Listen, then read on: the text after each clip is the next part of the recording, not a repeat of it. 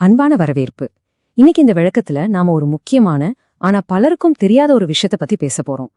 நாம கேட்காத யோசனைகளையும் அட்வைஸையும் கொடுக்கும்போது குழந்தைங்க ஏன் நம்ம கிட்ட இருந்து விலகி போறாங்க, அவங்களுக்கு தேவையான ஒரு நிலையான வழிகாட்டியா நாம எப்படி மாறுறது, இத பத்தி தான் ஆழமா பார்க்க போறோம். சரி, இத நம்ம வீடுகள்ல நடக்கிற ஒரு சாதாரண சம்பவத்திலிருந்தே ஆரம்பிப்போம். உங்க குழந்தை ஸ்கூல்ல இருந்து வந்து என் ஃப்ரெண்ட் இன்னைக்கு இப்படி பண்ணிட்டான்னு ரொம்ப கஷ்டப்பட்டு சொல்றாங்க. நாம உடனே என்ன பண்ணுவோம்?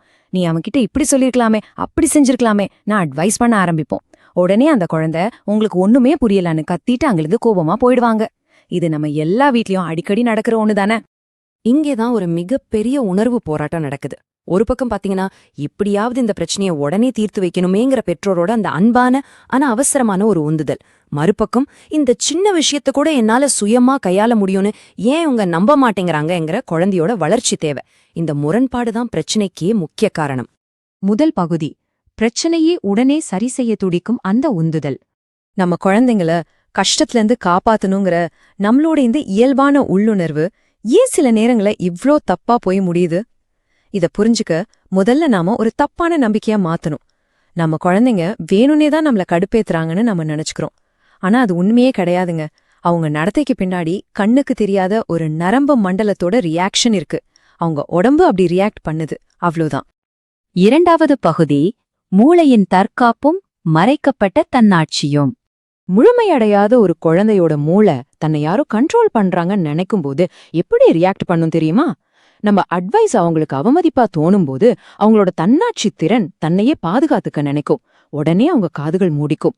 நாம திரும்ப திரும்ப கத்திக் சொல்லும்போது அவங்களோட எதிர்ப்பும் கோவமும் தான் அதிகமாகுமே தவிர நம்ம வார்த்தைகள் போய் சேரவே சேராது. குழந்தைங்க கேட்காமலே நாம கொடுக்கற அட்வைஸ் உன்னால முடியாது, உனக்கு திறமை பத்தாதுங்கிற ஒரு செய்திய அவங்களுக்கு மறைமுகமா சொல்லுது. இது அவங்க சுதந்திரத்தை ரொம்பவே காயப்படுத்துது. இதனால மூளையில ஃபைட் ஆர் ஃப்ளைட் மோட், அதாவது ஒரு பதற்ற நிலை ஆன் ஆகிடுது. அந்த நேரத்துல அவங்களாக புதுசா எதையுமே கத்துக்க முடியாது. மூன்றாவது பகுதி, ஸ்டியரிங் வீல் உருவகள். இந்த சிச்சுவேஷனே இன்னும் சுலபமா புரிஞ்சுக்க ஒரு சூப்பரான உதாரணம் இருக்கு. ஒருத்தர் புதுசா கார் ஓட்ட கத்துக்கிட்டு இருக்காருன்னு வச்சுக்குவோம்.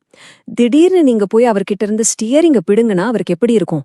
செம பேனிக் ஆயிடுவார் இல்லையா? அது அவருக்கு கண்ட்ரோல கத்து தராது, பயத்தை தான் அதிகமாக்கும். தற்காப்பு நிலையில இருக்கிற குழந்தைக்கு அட்வைஸ் பண்றதும் இப்படி டிரைவர் கிட்ட இருந்து ஸ்டியரிங்க பிடுங்குறதும் ஒண்ணுதாங்க. குழந்தைங்க இமோஷனலா கஷ்டப்படும் போது அவங்க கூட சேர்ந்து சத்தம் போடுற ஒரு ஆள் அவங்களுக்கு தேவையில்லை. ஒரு புயல்ல மாட்டிக்கிட்ட கப்பலுக்கு எப்படி ஒரு உறுதியான நங்கூரம் தேவையோ அது மாதிரி ஒரு அமைதியான மென்மையான வழிகாட்டியதான் அவங்க தேடுறாங்க. அந்த பாதுகாப்பான இடமா நாம தான் மாறணும். நான்காவது பகுதி, இது நிஜ வாழ்க்கைக்கு சாத்தியமாங்கிற நியாயமான சந்தேகம். இதெல்லாம் கேட்க தியரிக்கு நல்லா தான் இருக்கு, ஆனா ரியல் லைஃப் ரொம்ப கஷ்டமாச்சேன்னு நீங்க யோசிக்கிறது எனக்கு புரியுது. அது 100க்கு 100 உண்மைங்க. குழந்தைங்களோட சென்சரி இஷ்யூஸ், பெற்றோரோட வேலைப்பழுவு, குடும்ப பிரச்சனை, தூக்கமின்மை இதெல்லாம் சேர்ந்து நிலைமைய இன்னும் சிக்கலாக்கும். எல்லா வீடுகளும் எல்லா குழந்தைங்களும் ஒரே மாதிரி இல்ல. அதனால நீங்க அமைதியா இருந்தா உடனே மேஜிக் மாதிரி எல்லாம் ஒரே நாள்ல மாறிடும்னு நான் சொல்ல வரல. ஆனா இதுக்கு பின்னாடி இருக்கிற அந்த பேட்டர்னை நம்ம சரியா புரிஞ்சுக்கிட்டோம்னா கொஞ்சம் கொஞ்சமா குற்ற உணர்ச்சி இல்லாம இன்னும் பாதுகாப்பான முறையில அவங்கள கையாள நம்மள கண்டிப்பா முடியும். ஐந்தாவது பகுதி, பாதுகாப்பான வழிகாட்டியாக எப்படி மாறுவது. உடனே அட்வைஸ் பண்றதுக்கு பதிலா கொஞ்சம் பாஸ் பண்ணுங்க.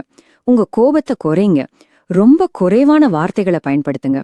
உனக்கு கஷ்டமா இருக்குன்னு எனக்கு புரியுதுன்னு அவங்க உணர்வுகளுக்கு மதிப்பு கொடுங்க. அதே நேரத்துல அவங்களுக்கான எல்லையும் ஸ்ட்ராங்கா பாதுகாப்பா செட் பண்ணுங்க. இதுதாங்க உண்மையான வழிகாட்டுதல். நாமளும் மனுஷங்க தானே. சில நேரம் டென்ஷன்ல நாமளும் கத்திடுவோம், தப்பு பண்ணிடுவோம். அது ரொம்ப சகஜம்தான். ஆனா அதுக்கப்புறம் எந்த சுய வெறுப்பும் இல்லாம குழந்தைகிட்ட போய் அந்த உறவை அன்பா சரி செஞ்சோம்னா அதுல இருந்து அவங்க எம்பத்தியும் நம்பிக்கையும் ரொம்ப ஆழமா கத்துப்பாங்க. நாம ஒன்னும் எந்த எமோஷனும் இல்லாத ஒரு ரோபோ மாதிரி இருக்கணும்னு அவசியம் இல்ல. ஆனா புயல் வீசும்போது நீங்க எவ்வளவு ஸ்ட்ராங்கா நிக்கிறீங்கிறது தான் இங்க மேட்டர். உங்ககிட்ட இருக்கிற அந்த அமைதியை ஒரு கடனா வாங்கித்தான் உங்க குழந்தையும் தங்களை ஆஸ்வாசப்படுத்திப்பாங்க. அவங்களுக்கு நீங்க தான் முன்மாதிரி. ஆறாவது பகுதி, இது கொண்டு வரும் இறுதி மாற்றம். இந்த புரிதல் வந்த பிறகு என் குழந்தை ரொம்ப மோசமா நடந்துக்கிறாங்கங்கிற அந்த பழைய போர்முறை மைண்ட் செட்ல இருந்து நாம வெளியே வந்துடுவோம். அதுக்கு பதிலா, ஓ, என் குழந்தை இப்போ ஒரு கஷ்டமான தருணத்துல இருக்காங்க, அவங்களுக்கு என் உதவி தேவைன்னு ஒரு சூப்பரான லீடர்ஷிப் மைண்ட் செட்டுக்கு நாம மாறுறோம். கடைசியா உங்க மனசுல ஆழமா பதிகிற மாதிரி ஒரு விஷயத்த சொல்லி நான் முடிக்க விரும்புறேன். எப்பவும் தோத்து போனதா நினைக்கிற ஒரு குழந்தை கொஞ்ச நேரத்துக்கு வேணா பயந்து போய் அமைதியா இருக்கலாம். ஆனா எப்போ ஒரு குழந்தை தன்னை சுத்தி பாதுகாப்பா உணருதோ அப்பதான் அதால உண்மையிலேயே புது விஷயங்களை கத்துக்கவே முடியும்.